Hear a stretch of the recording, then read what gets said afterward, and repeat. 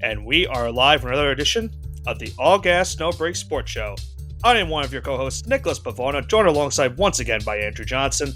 And Johnson, I gotta admit, when we came into week number 6 of the college football season, not many people, including ourselves, were expecting a very newsworthy week going into the week. Not a lot of games were on the marquee that we thought were going to be playing into a factor going in to week number 7 of the college football season, but that's just how college football is sometimes, because we are now coming off one of the more wilder weeks we've ever had in college football, probably since a couple weeks ago where I mentioned that 2007 season where we had a crazy year in that year. Probably since that entire season itself. A lot of upsets taking place in week 6 of this 2024 season. A big shakeup now in the top 25 standings now because of those upsets that happen. And a lot for us to now dive into and try to find out now as of what happened this weekend.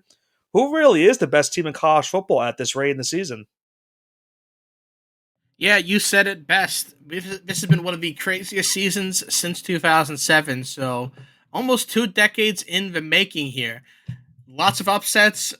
We expected absolutely nothing to come this week because a lot of these games they were heavy favorites. So we had a lot of underdog upsets, and another week where I kind of failed to hit the mark with my picks. So, thanks Yeah, everyone. I mean, it wasn't a great. I mean, the week started off good for us going into Saturday after the Friday night It game, did but 2-0, but that then was it. uh, then the Saturday slate happened, and it was not a pretty Saturday for us. But for some teams, it was a very good, successful Saturday, and they really put a wrench into what happens now for the rest of the season in terms of the top 25 standings. And as I mentioned, finding out who realistically is right now the best team in the country after this week. And I think no better way to start than what happened in Vanderbilt this week. A massive upset, the biggest upset we've had in recent memory, probably. You had Alabama going on the road to face the Commodores. And let's face facts, Johnson, Alabama has dominated Vanderbilt in this entire series. They have not lost to Vanderbilt since 1984. That was the last time this Crimson Tide team lost to Vanderbilt in the regular season. But lo and behold, just about 40 years later, Alabama falls to the Commodores by a final of 40-35. A very slow start for the Tide really put them in a bad spot in this game. They went into the halftime trailing by a score of 23-14. They would make it a game towards the end of it and make it this 5-point deficit, but their defense just could not get off the field at the very tail end of this game. And they fall now to 4-1. This was them coming off that big win over Georgia the previous week. And Vanderbilt pretty much has had an up and down season. They had a great win in week number 1 against Virginia Tech. They've also lost to a team like Georgia State this season. And now they just beat the number 1 team in the entire country and now put this big shakeup in the top 25 polls heading into week number 7. Yeah, it was a 2-score game at the half. We all thought that maybe Alabama would kind of kick it into high gear, and it did for a second. They got off to a hot start in the third quarter, but Vanderbilt held on. They got a couple stops on defense. They were able to score, and they really never looked back after the second quarter. You have to talk about Jalen Milroe's performance here for that pick six. He wasn't really able to capitalize on this Vanderbilt defense. I mean, on paper he threw for over 300 yards, but they had a bend not break defense this week, which you have to kind of tip their caps to.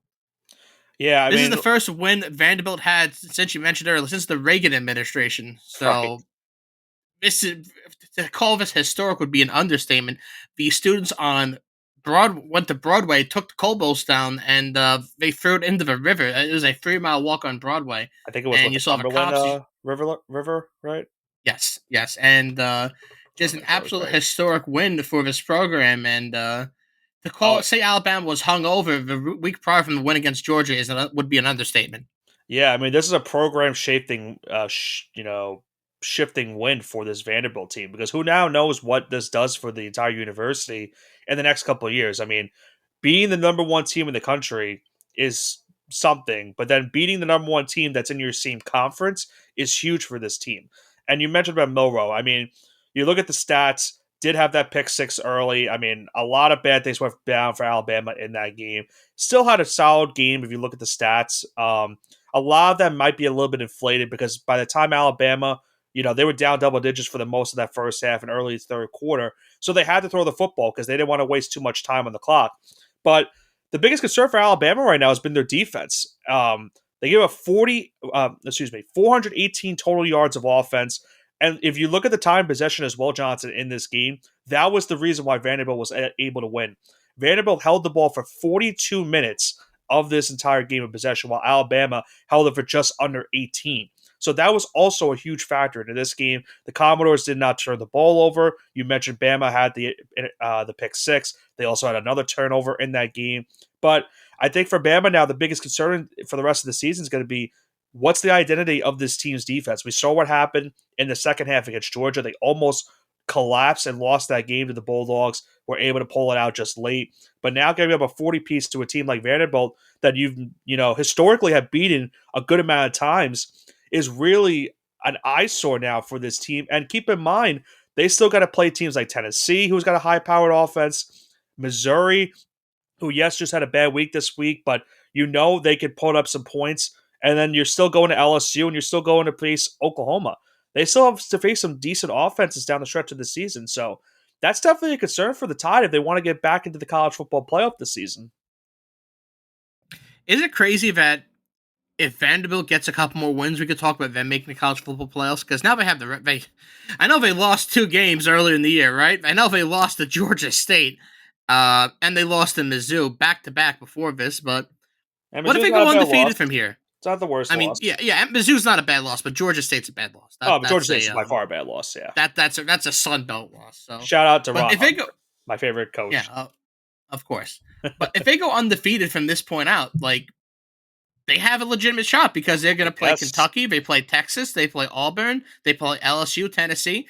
In a fantasy land, Vanderbilt is wide open to make the college football playoffs. It's crazy to say that, but I mean, you mentioned those 3 games right there: Texas, LSU, and Tennessee. I mean, the month of November. If they go undefeated the month of November and a close loss to Texas at home while beating Kentucky and Ball State, I think they have a shot. I really think they have an outside shot. I guess never say never, right? In the college football world, it would be a 3-loss SEC team with a win over Alabama. That's what that would be their that would be their resume. I think we're at the rate now with the SEC. We've talked about how dominant they are, but they've kind of taken a little bit of a hit this weekend because this is what I'm going to say. It's because they play each other, they beat each other up. Right. I'm still taking an SEC team to win the college football championship. No, but absolutely. I think we have to make that clear. But keep in mind, the teams beating up on each other, you would expect the teams like Alabama and Tennessee, for instance, being the teams that beat up on each other, and then they take care of competition on the outside. But for this week, Alabama and the next team we're going to talk about, the Tennessee Volunteers, they face teams that they were hoping to beat an outside competition in terms of unranked opponents, and both these teams were going on the road, and Tennessee had the exact same mishap this past weekend as well, as they went into Fayetteville to take on the Arkansas Razorbacks. And historically, the last couple of years, Johnson, this has not been a good matchup for Tennessee. They have really fallen to Arkansas these last couple of years, and they once again fell in this game. A very slow start for them as well. It was a defensive first half between the two teams, a 3-0 lead for the Razorbacks going into the second half. Tennessee would have the lead going into the fourth quarter, but the fourth quarter was the difference of this game for Arkansas. They would get a late touchdown from Malachi Singleton with 1:17 to go in the fourth quarter. Their defense held just strong. Tennessee, unfortunately, at the end of that game, had some bad clock management that cost them a chance to potentially win the game at the very tail end. And Arkansas pulls off the upset over the fourth-ranked Volunteers, 2 top 5 teams. And, of course, it's both in the SEC, both of them falling this past weekend, causing utter chaos at the top of the top 25 polls, and we'll break down what happened at the top 25 polls in just a little bit. But, Johnson, a huge win for this Arkansas team. They've been up and down so far this season, had a close call with our Oklahoma State where they fell in overtime. We saw what they did the week prior against A&M, falling just short to that Aggies team. This team right now, Johnson, could realistically, they could have been even in the mix for maybe the college football playoff. They could have been easily 6-0 right now so far. Oh, absolutely. They could easily be 6-0. It's just kind of crazy with all these upsets going on.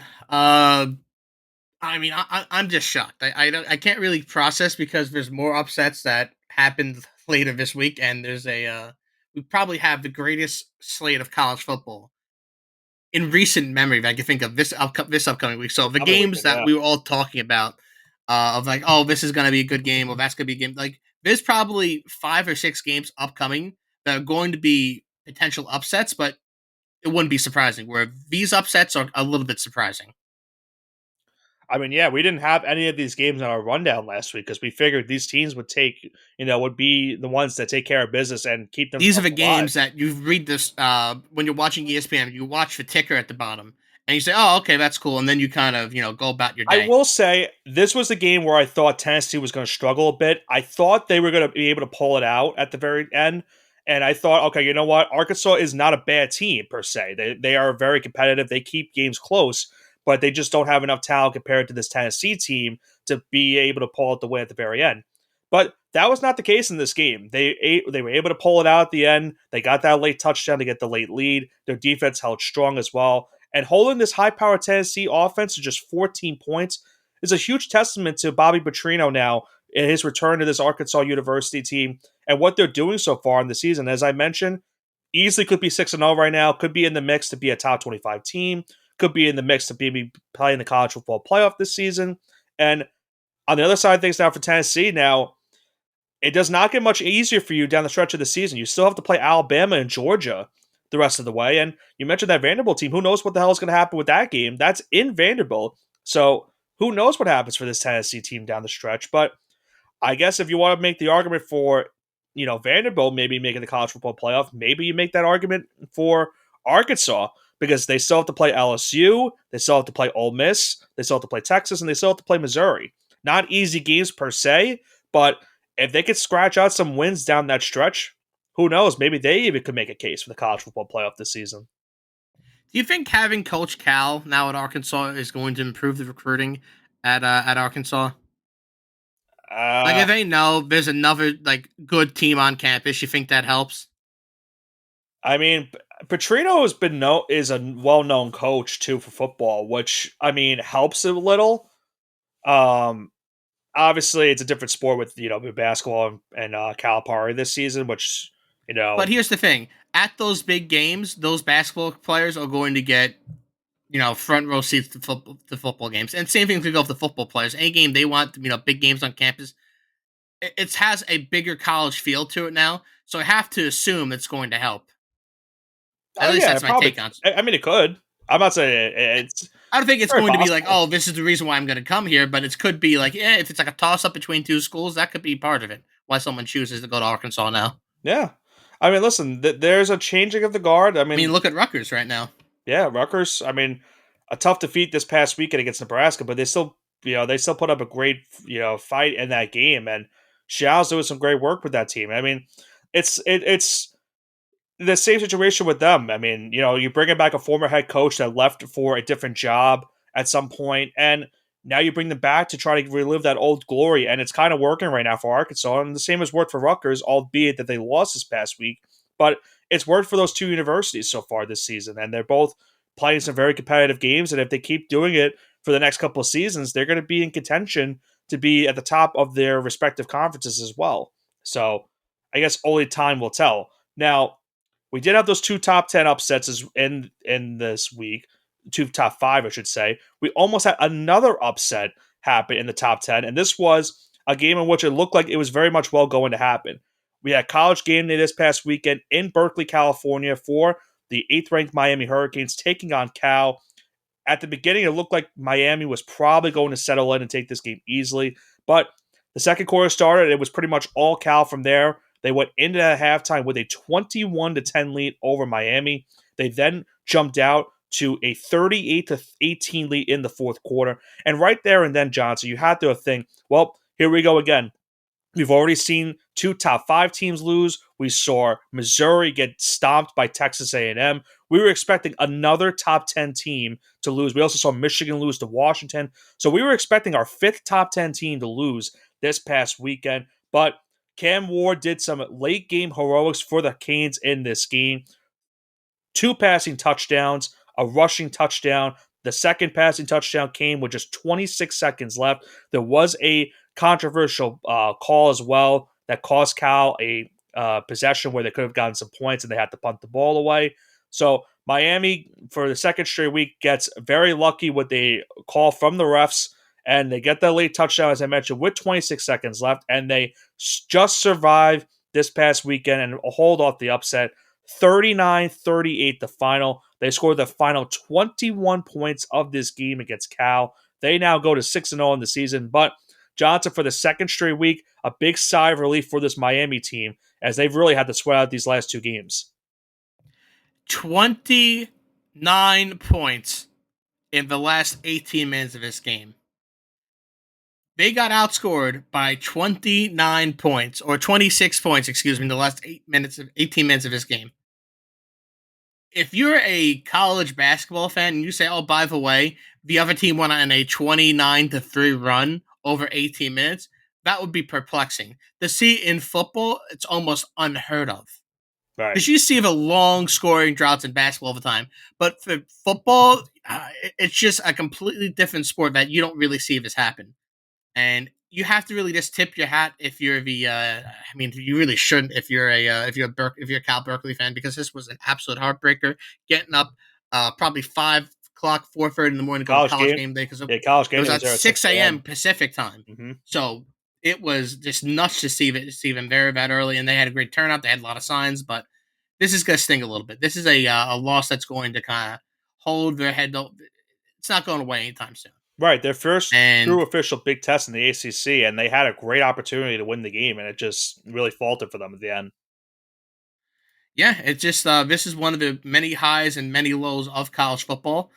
There's nothing really you can do here. You just have to really, tip your cap, move on to the next one, because you played big boy football in a big boy conference, and this is what you get now.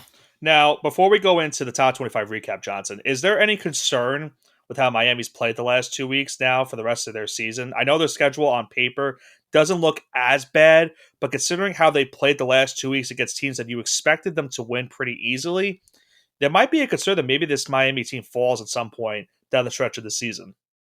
Yeah, there's definitely some concern. You have to hope that the coach can kind of get it together. You have to hope that maybe Cam Ward's leadership, maybe that can come out and shine a little bit, because it's really, like you said, it hasn't been looking pretty, and they can't really avoid disaster forever. If you're going to poke the bear this much, eventually you're going to get bit. Yeah, and it's up to the players really on when they want to decide to stop poking the bear. And it doesn't seem like it's going to happen anytime soon. So it's going to be interesting down the stretch. Yeah, their next game is against Louisville in 2 weeks. That's a tough test for them going into Louisville for that game. The Cardinals did just come off a loss this past week to SMU, but the rest of the schedule after the Louisville game, they play Florida State. That should be a win considering how Florida State's season has gone. They play Duke, who's been a very surprising team in the ACC this year. At Georgia Tech, who knows where that team currently is? They had a great start to the season. They've kind of faltered since. Then they're home against Wake Forest, and then they end the year at Syracuse. And as a Syracuse fan, obviously I'm going to hope and pray that maybe they can pull off the upset in that game, but I won't get my hopes up just too late. But we'll see how that game plays at the end of the year between those two. Obviously, those two teams are both Syracuse is a one-loss team in the ACC, and Miami right now is undefeated in the ACC, now a perfect 6-0 on the season. But with all that happening now, Johnson, let's now go into the top 25. And we mentioned this is the biggest shakeup we've had in the top 25 this season. A lot burnt down with the Alabama loss, the Tennessee loss. We had Michigan lose. Missouri, as we mentioned, got stomped by A&M. A&M moves up in the polls. We saw USC drop all the way out of the polls from number 11 after they lost to Minnesota. Louisville and the UNLV also dropping out after their losses this past weekend as well. So any really anything noteworthy that you looked at going into the top 25 polls before we do a full-fledged, breakdown of what happened this past week? Yeah, I thought A&M would get a little bit of a bump and Alabama would get a large decrease. It turned out to be the opposite. Alabama got a little bit of a decrease, and A&M got a large increase. I'm not really going to complain about it from an A&M perspective, but makes you think a little bit. I mean, hey, listen, A&M's now 15. I mean, I mentioned I said they're probably going to be in the top 15 considering how that game was against Missouri. I thought they would have went to 17 at best. I was hoping for like 17, 18. And I figured, okay, if they get to like 20, which is kind of where I'm expecting them to be, Yeah. I'll take it. But this was, I did not expect to have this big of a jump at all. And now, if you think about it for an A&M fan's perspective, they're right back into the mix for the college football playoff. Still games against LSU, and of course, they end the year with Texas. But if they can win their other games, the South Carolinas and the Auburn's, and then the New Mexico State and the They Mississippi control their State, destiny. they really, as you met, yeah, exactly. They control their destiny right now. So this team is right back into the mix this season. They obviously had a bad week one against Notre Dame, but the offense that you saw this past weekend against Missouri was kind of what they were expecting this year for kind of Wegman and company. Wegman's had some injuries that he's had to deal with this entire season. Now he's fully healthy. He was phenomenal in that game against Missouri, and their defense looked really strong as well. But you also mentioned Bama. They dropped down 6 spots from number 1, so now they are the number 7 team in the country. Tennessee dropped down 4 spots from 4 to 8. We see Clemson now is in the top 10. Iowa State just outside the top 10, as well as Notre Dame. Texas is now back to number 1 in the country. A huge matchup this weekend between number 2 and number 3. And then some other movements. We saw Missouri drop down 12 spots. We saw Michigan drop down 14. And then new top 25 teams in Pittsburgh. And shout out to SMU, one of my favorite teams, even though they're in my same conference now, which is still weird to say. But I do like the Mustangs of Southern Methodist, so I'm happy to see them into the top 25 Do you polls. find it weird that Q's isn't like right on the outside? Do I find it Like that weird? that You they're said. not on the outside right now? Like Q's is still like probably 30, you are 31 on the I, AP poll unofficially. if they I didn't, thought they'd be closer to 25. no, because you know what it was? That loss to Stanford really kind of set them back a little bit. They were right on the outside of it, and they should have won that game against Stanford. They just played some really bad coverage down the stretch at the end of that game, where they had one stop. They beat the Cardinal. But if they get a stop in that at the end, they would right now be a undefeated team right now. And unfortunately, that's their lone loss of the season. So I'm not surprised that they are currently ranked where they are ranked in terms of outside the rankings. Um, and if you look at the teams ahead of them, the teams that are you expect, USC just dropped out. That's expected. Nebraska, I thought maybe would get into the polls after being Rutgers, but I could see why SMU and Pitt are ranked. Pitt right now 5-0. SMU just beat Louisville, so that was a good ranked win for them. Navy and Army are both undefeated. They deserve to be right now where they're at. Vanderbilt just be number 1. Arkansas just be number 4. Maybe over Iowa, I guess, but Iowa has still been a better team than Syracuse to start this season. So I'm not weirded out by it. I kind of expected it. If they can just, from my at least standpoint, if they can control what they do the next couple of weeks, then maybe they sneak into the rankings at some point this season. There's definitely a possibility, considering, as you mentioned, all these teams are going to be beating up on each other the next couple of weeks. But they got some tough games coming up. They're facing NC State this upcoming weekend, and then they go to Pitt in 2 weekends. At Pitt right now, if they keep playing the way they're playing, they'll probably be undefeated going into that game as well. It's crazy of a way that we look at it. Like Pitt is such a powerhouse of a team, and of course, historically, they're such a great program. But to say that nowadays, that seems almost like a crazy statement when you really think about it. I think they almost Um, lost to West Virginia a couple weeks ago, if not for that 10-point comeback in the last 3 minutes of that game. yeah, and a certain someone we know would have been mighty happy if that would have happened. He Well, would have even he's sang he's "Sweet he's Caroline," but the other version of it. Yeah, he's back to buying the copium for that team. Unfortunately, after they just demolished Oklahoma State this past weekend, which unfortunately for me, Johnson probably eliminates. It's definitely going to eliminate Oklahoma State from any playoff conversation and winning the Big 12. So my pick to win that conference is certainly shot from this point out. So if I had to guess, we probably have our first eliminated team out of our 12 teams that we picked at the beginning of the season in Yeah, I mean, I terms had of him too, making so I the know what you play. mean. It's a rough look. Yeah. But the Big 12 still is wide open, I guess, at this rate. So your pick, Utah, still has a chance, even though they lost. But so far as it is, our conference champion picks at the beginning of the season haven't been too bad. They're right now on pace to still win their respective conferences. But any other noteworthy stuff you looked at the top 25 before we go into week number 7 of the Mushing Hour? Not really. I just want to say that that certain someone also said that Kansas was a good win for West Virginia. So I just want to get that out there. Is it? Aren't they at the bottom of the Big 12 right now, Kansas? They are. They are. He was Yeah. trying to tell me that Kansas was a good win. So Yeah. take that any way you want.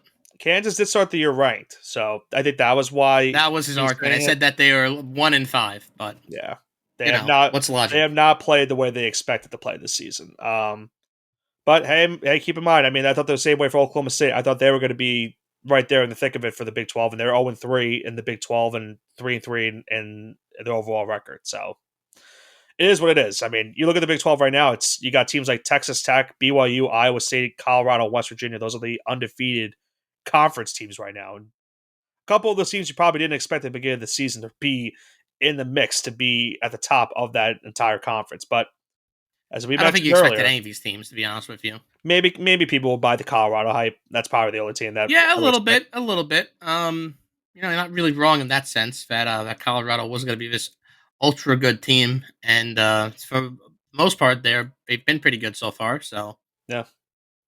And we'll talk about them in just a little bit because they're going to be included in our week number 7 mushing hour. Now, you mentioned it. It wasn't the greatest week for us last week. We started off 2-0. Shout out Syracuse for pulling out the dub on Friday night. But then Saturday hit, and we kind of did not really go our way. You went 2-4-1. You had your first official push of the season. I went 4-6. So for our season records now, I am 20-25-1. You are 14-29-1. So still some work to do this season. There's still a little bit left in the season as we're pretty much at the halfway point now of this regular season. But as you mentioned, Johnson, this is probably the best slate of college football we're going to have this entire season, this upcoming week number 7. A lot of ranked teams playing each other, especially at the top of those top 25 rankings. And how, kind of fitting that for week number 7, we have 7 games to cover this week in the mushing hour. Would you like me to start this jam-packed slate this week? if you could, sir. All right, and I think there's no better way than to start it with the Red River rivalry that will be taking place in the Cotton Bowl in Dallas, Texas this upcoming weekend. Number 1 Texas back at the number 1 slot in the rankings, taking on their former Big 12 rival, now SEC rival, number 18 Oklahoma. Texas goes into this game as a 2-touchdown favorite, 14 minus 14 in the spread. The over-under at 49.5. The rumor is, Johnson, that Quinn Ewers might be back for this game and starting. I think either way, you still have a good option at quarterback with Arch Manning as well. Does that play a factor into this spread? Who do you have for this pick? That is a great question. Did they say who they're going to start yet?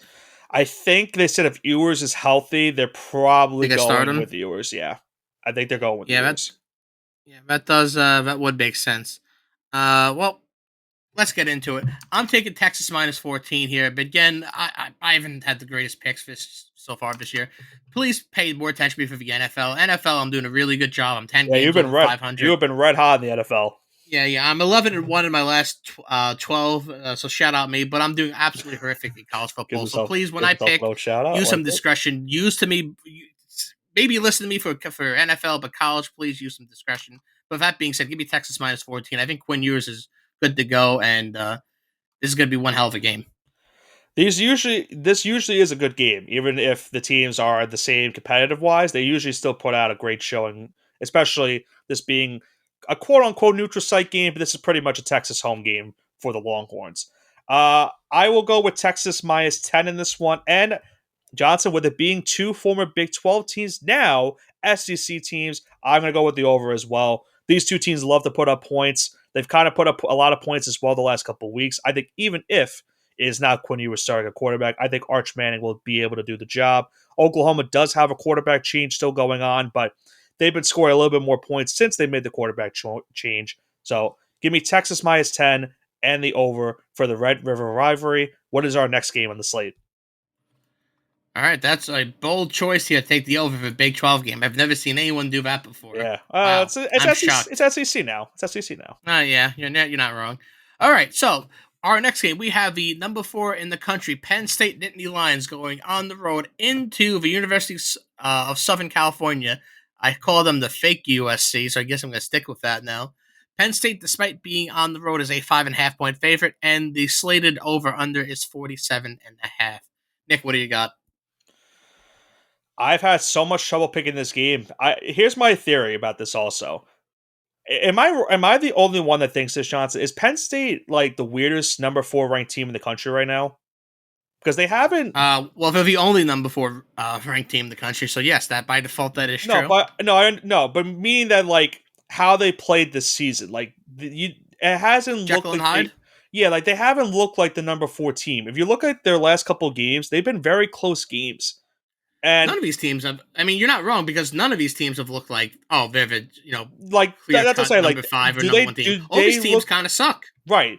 To me, they don't look like a team that at the end of the season, oh, they're one of the 4 best teams in the country right now. I don't. Yeah, no, I would totally agree with you right now. I really don't know if I would say that. And think about this for USC's perspective. They just lost at Minnesota. They need a bounce back game, and I don't really like the spot for Penn State. I'm gonna go with USC to cover plus 5.5. I would not be surprised if the Trojans actually win this game outright. I think this is a trap And game for Penn State. I think a lot of the momentum's going for them right now, and I can really see them falling in this one.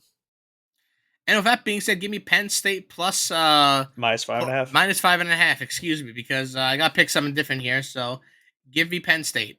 That's fair. All right. Our next game, we now shift over to the Big 12, a big game in the Big 12, as we have number 11 Iowa State going on the road to Morgantown to take on West Virginia.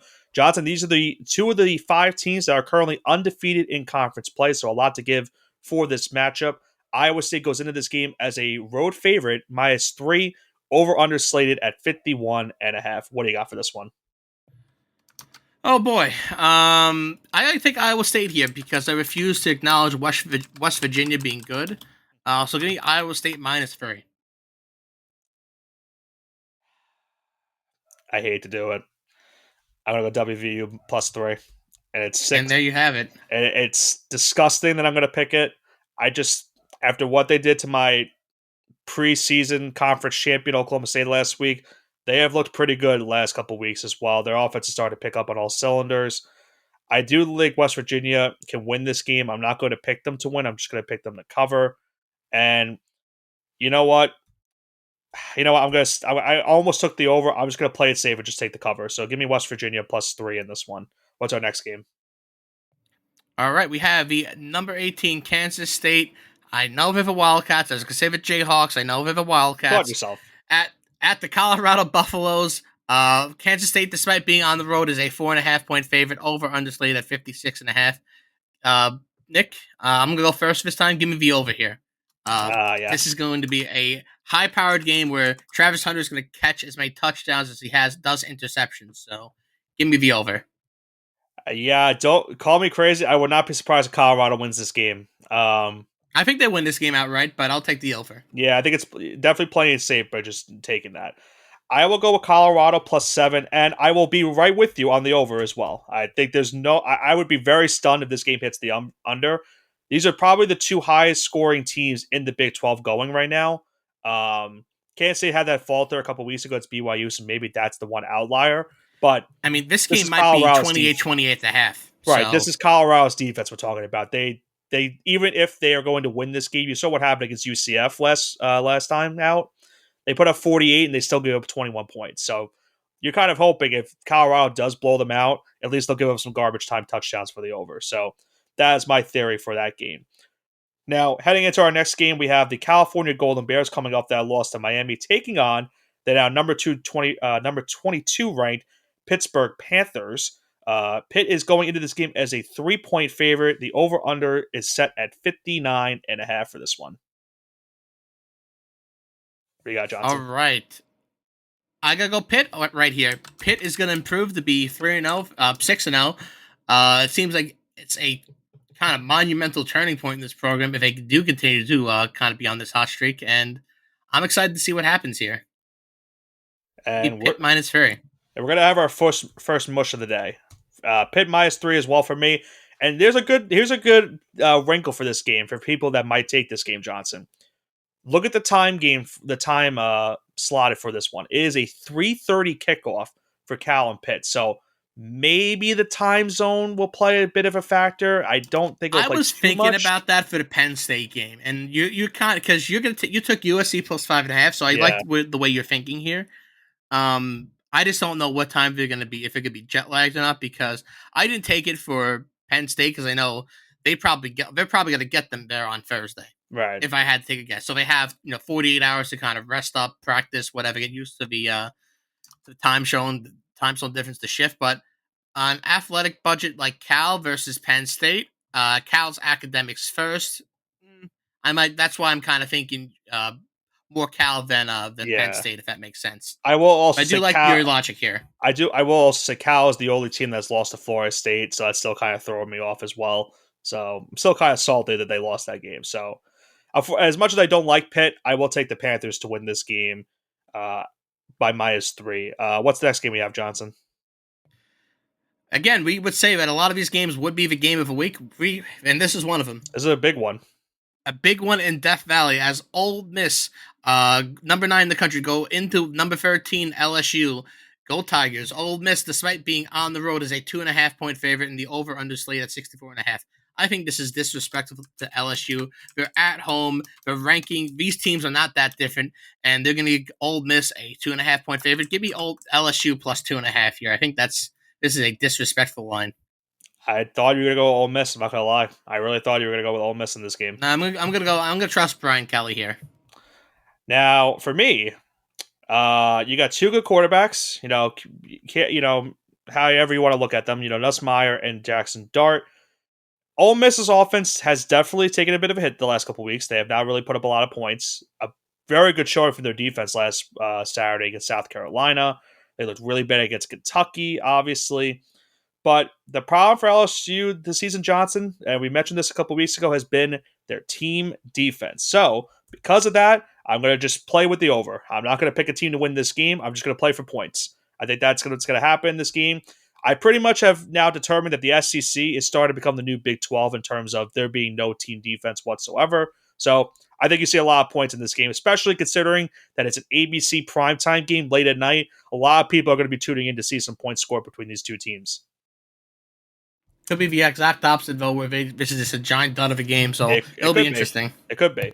Now, we do have one more final game, and this probably is the game of the week for a lot of people, and I would think for right so. It is number 2 Ohio State going on the road to take on the number 3 Oregon Ducks. The first time these two teams meet in the newly reformed Big Ten Conference. And surprisingly, Johnson, Ohio State goes into this game as a road favorite. 3.5-point favorite for the Buckeyes. The over-under is set at 52.5 for this one. What is your pick for this game? In our game of the week here, this is so tough because they're in Eugene. They're in Oregon. I have to take Oregon here. I'm going to take Oregon plus 3.5. As much as my gut is telling me Ohio State, but I'm going to go against my gut, and that's probably why I'm 14-29 right now.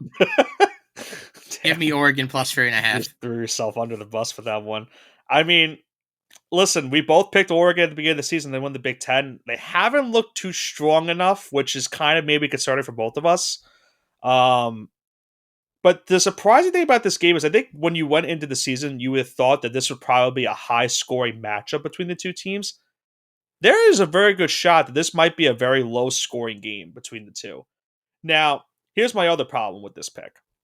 I loved the Oregon plus 3.5 also, but I don't know if I can mush them because I don't want Ohio State to win. I really would rather have. It's crazy to think because I don't like Oregon either, but I would rather have Oregon win this game. So I think just to play it safe, I'm gonna go with the over. I don't like it. It's my 4th over pick for the week. I don't really like it as much as as the other 3 that I picked, but it's another primetime game. There's a lot of big time players on the stage for both of these teams. I'm just hoping that maybe you get a good showing from this game. I mean, it's going to be tough to watch both of these because keep in mind, this game is also at the same time as the Ole Miss LSU game. So it's going to be tough to keep your head on a swivel trying to watch these two while there's still also some MLB postseason going on as well. So good luck trying to find a TV to watch and try to find a lot of slots to watch all these games happening this upcoming weekend. But I will play it safe and go with the over so that I don't fully mush the Ducks, and hopefully they can get the win for both of our sakes, as we both had them to win the Big Ten going in to this season. So that is going to do it for the Week 7 Mushing Hour. Speaking of the LB postseason, Johnson, the Tigers just took a 3-0 lead in the 8th inning, I believe they're currently in. Ninth inning. Oh, they're in the 9th inning. Okay, excuse me. Kerry Carpenter inning. 3-run homer. So still have a little bit of... Clase gave it up to him. Oh, it was Clase. Okay, yeah, that's a big home run. But like I mentioned, it's been a very... I mentioned this in our last podcast. It's been a lot of episodes for us this past week. We had 4 last week, back to 1 here this week. We still have the NFL to cover. That's also had some big news this past weekend. But as I mentioned with baseball, at least hopefully we have a little bit of time to break down what happened this MLB postseason. We still have currently game 2s going on, the AL this tonight, and then we'll be back to NLDS coverage tomorrow. And once those series are wrapped up, then we'll be breaking it down in here on the show. John, so you have to remind me, how close are we to the NBA season as well? Because I know we're coming up on it. Very close. The 24th or 20th, I think the 25th of October. So we're 2 weeks out. Yeah, so about 2 weeks out. So for everyone here, definitely expect to have a NBA episode coming up in the next couple of weeks. And I think 4 weeks from now, we have college basketball coming up as well. So we do. Yeah, so we are hitting time. A very busy time for us here on the show, which we are very certainly grateful for. We're going to be having still coverage of the NFL and college football season. The MLB postseason is still currently going underway. And then college basketball and the NBA season are right around the corner. So definitely stay tuned here on the All Gas No Break Sports Show for all of our coverage for this season going into the 2025 sports year. But that's going to do it for this week's edition of our college football All Gas No Break Sports Show. Week number 6 was certainly a wild one. A lot of big upsets with Vanderbilt knocking off Alabama, as well as Arkansas knocking off Tennessee, and a bunch of other upsets that happened in the top 25. Will we see that happen again this weekend? Who knows? But some pivotal games in Week 7. Texas, Oklahoma, Ole Miss, LSU, Ohio State, Oregon, the big 3 games that will be happening this weekend. We'll have to see how it all unfolds going in to week number 8. This has been Nicholas Avona, joined alongside by Andrew Johnson with the All Gas No Break Sports Show. Have a great rest of your week.